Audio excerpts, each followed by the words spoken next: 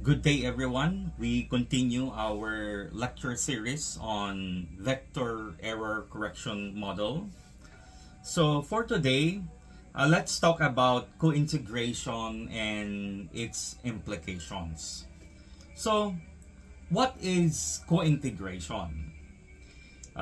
Even if two or more variables are non-stationary, they may move together in the long run, maintaining a stable relationship. This is known as co-integration. Now, co-integration is a statistical property that describes a long-run equilibrium relationship between two or more non-stationary time series variables.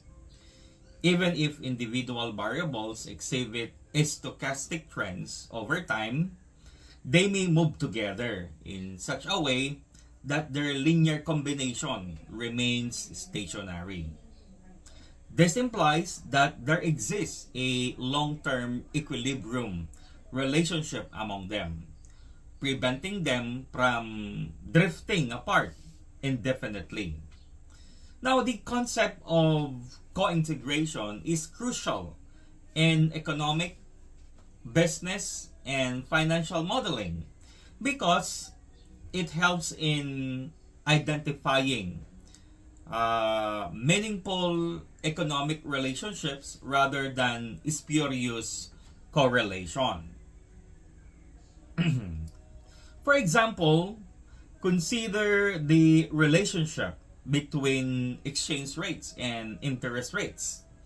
Even though both may be individually non-stationary, they might exhibit co-integration, indicating a stable equilibrium over time. Co-integration analysis is used to validate economic theories such as the purchasing power parity or the relationship between money supply and inflation. So that is how we describe or provide a clear meaning about co-integration. Now, moving on, so let's talk about the Johansen's co-integration test. The Johansen, sorry for that, the Johansen's co-integration test is a widely used method to determine the existence and number of co-integrating relationships among multiple time series variables. Unlike the Engelgranger two-step approach, which is limited to bivariate relationships, the Johansen method allows for multiple co-integrating vectors, making it more suitable for multivariate systems. Johansen's approach is based on the vector autoregressive bar model and employs two key statistical tests. So we have the trace test and maximum eigenvalue test determines the number of co-integrating relationship.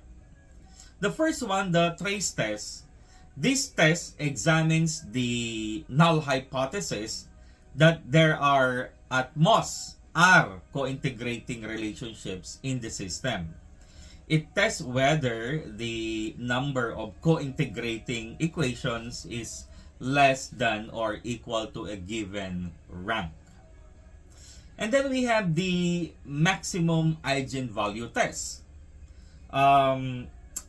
This test assesses whether there is exactly r co-integrating relationships against the alternative hypothesis of r plus 1 relationships.